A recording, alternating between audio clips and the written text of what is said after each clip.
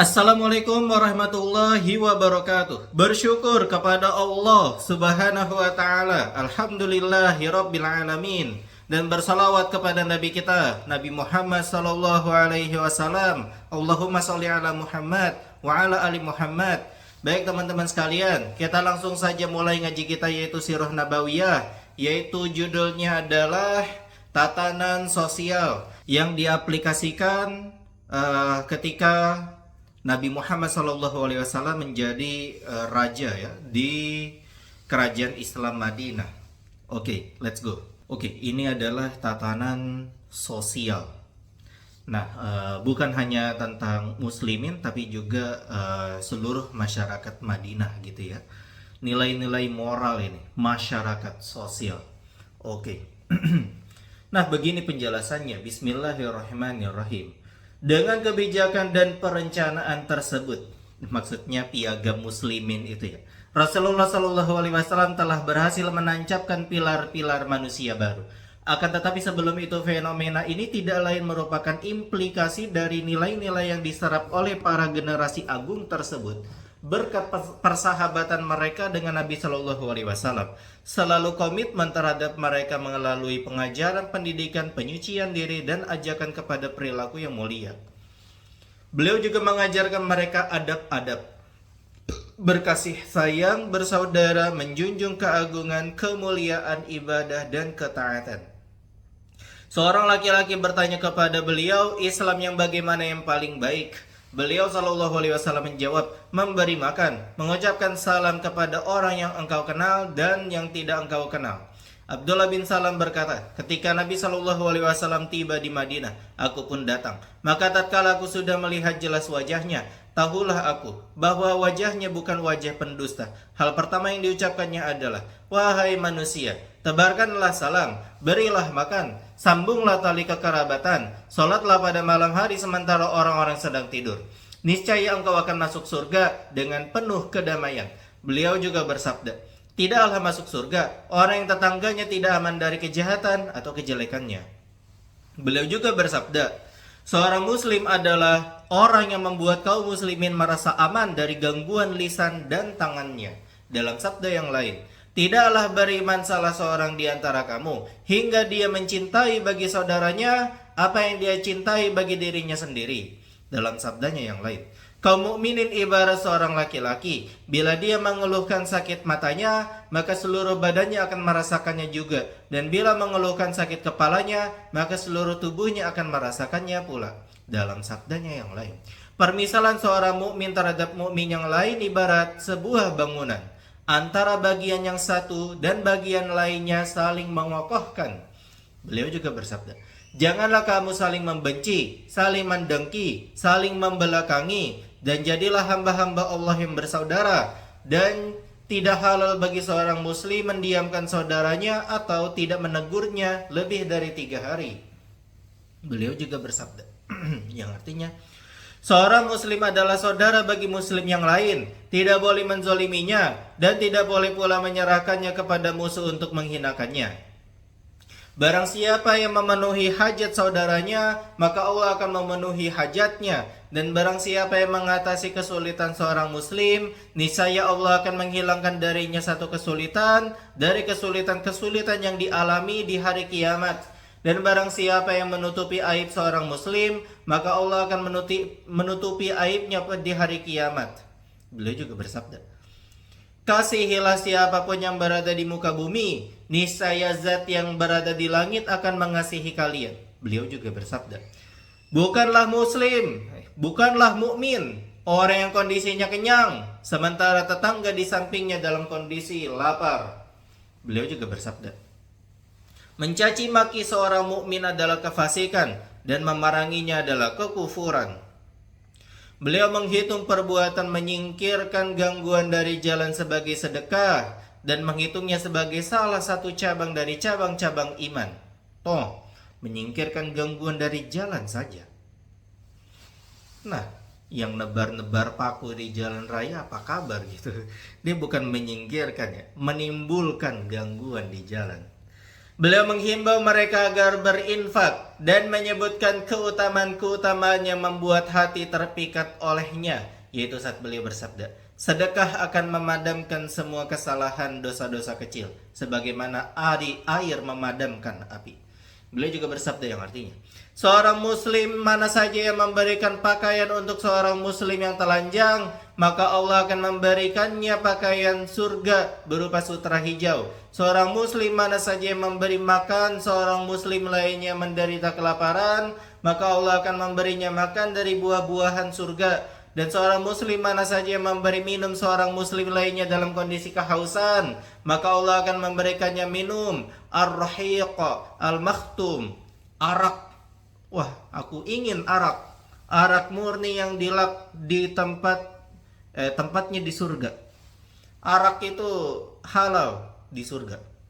Beliau juga bersabda, takutlah kamu dari api neraka, sekalipun dengan cara bersedekah dengan sebelah dari sebutir kurma sebelahnya aja. Jika kamu tidak mendapatkannya, maka bisa dengan ucapan yang baik. Jangan nyusahin tuh mulut. Di samping semua hal-hal tersebut, beliau juga sangat menganjurkan sekali agar menyucikan diri dari meminta-minta.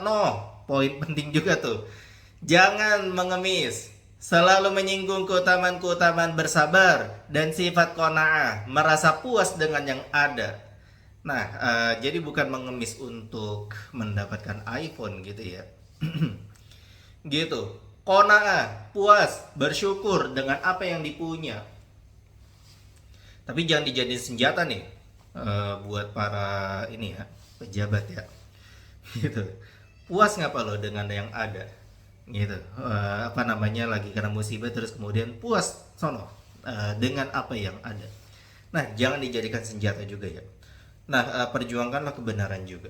Oke. Beliau menganggap perbuatan meminta-minta sebagai goresan di wajah si peminta-minta, kecuali dalam kondisi terpaksa. Beliau juga menyampaikan kepada mereka mengenai keutamaan-keutamaan ibadah, ganjaran serta pahalanya di sisi Allah, mengikat mereka dengan wahyu yang turun kepadanya dari langit dengan ikatan yang kuat, membacakannya kepada mereka dan mereka pun membacanya, sehingga pelajaran tersebut menjadi sinyal akan hak-hak dakwah yang harus diemban oleh mereka, gitu. Jadi bukan berarti Nabi Muhammad SAW kemudian ceramah bla bla bla, menyampaikan wahyu-wahyu Allah kepada para sahabatnya, terus kemudian sahabatnya cuma oke, dan kemudian mereka menerapkannya untuk diri mereka pribadi, enggak, gitu. Ini adalah dakwah yang harus diemban oleh mereka sahabat-sahabat Nabi untuk diajarkan kepada anak-anak mereka, murid-murid mereka. Efek-efek dari risalah, ditambah lagi urgensi dari pemahaman dan refleksinya. Dengan demikian, beliau telah mengangkat moralitas dan bakat-bakat mereka, membekali mereka dengan setinggi-tinggi nilai, penghargaan dan teladan, sehingga jadilah mereka potret bagi puncak kesempurnaan yang telah dikenal sepanjang sejarah manusia setelah para nabi. Abdullah bin Mas'ud radhiyallahu anhu berkata, barang siapa yang ingin mengikuti sunnah, maka ikutilah sunnah orang yang sudah meninggal dunia, sebab orang yang hidup tidak dapat terhindar dari fitnah, ujian. Gitu. Nah, saya teringat kisah ini ya, kisah seorang yang mengikuti Nabi dan kemudian ditugaskan untuk mencatat wahyu gitu ya, dan kemudian dia penghafal Quran juga, tapi kemudian dia ditugaskan untuk berdakwah di suatu kaum Bani Hanifah gitu ya, gitu, untuk mendakwahi seorang ataupun kaum, dan kemudian di kaum tersebut ada seorang yang mengaku sebagai nabi gitu ya, namanya itu Musailamah al-Kadzdzab gitu. Nah, Musailamah ini kemudian memberikannya sogokan gitu ya, yaitu akan diberikan jabatan, tapi dan kemudian si orang yang ditugaskan oleh Nabi SAW itu tergiur sehingga dia menjadi kafir, jelas gitu ya. Nah, itu orang yang hidup, nah itu dia menghafal Quran, menulis wahyu-wahyu Allah gitu, tidak dapat terhindar dari fitnah. Mereka itulah para sahabat Muhammad Sallallahu Alaihi Wasallam, gitu. Kita nggak boleh itu kemudian menyalah-nyalahi ataupun misalkan sahabat-sahabat Nabi itu punya kesalahan gitu ya. Terus kemudian kita kafir-kafirkan mereka, mengungkit-ungkit selalu kesalahan mereka. Nah, ini tidak baik gitu ya. Gitu. Allah Subhanahu wa taala bahkan banyak ayat-ayat yang kemudian menyinggung tentang keutamaan-keutamaan para sahabat Nabi Shallallahu Alaihi Wasallam, gitu. Nah, mereka itu sahabat-sahabat Nabi itu adalah sebaik-baik umat ini, yang paling berbakti hatinya, paling dalam ilmunya, paling sedikit berbuat takalluf. Takalluf itu memberatkan diri sendiri padahal tidak diperintahkan dan tidak mampu melakukannya. Gitu.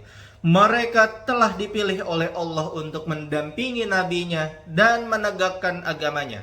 Oleh karena itu, kenalilah keutamaan mereka, ikutilah jejak mereka, berpegang teguhlah semampumu pada akhlak dan biografi mereka, karena sesungguhnya mereka itu berada di atas petunjuk yang lurus. Gitu ya. Nah, mungkin kalau misalkan buku Sirah Nabawiyah kita ini sudah selesai, kita bisa lanjutkan ke sirah-sirah para sahabat gitu ya. Gitu. Mereka banyak yang kemudian dipastikan masuk surga. Gitu ya. Bahkan ada yang 10 gitu ya, sahabat Nabi yang dipastikan masuk surga. Nah, di samping dari 10 itu kemudian ada juga orang-orang yang menghadiri perang Badar, itu juga pasti masuk surga. Terus kemudian juga ada Baiat Ridwan gitu ya.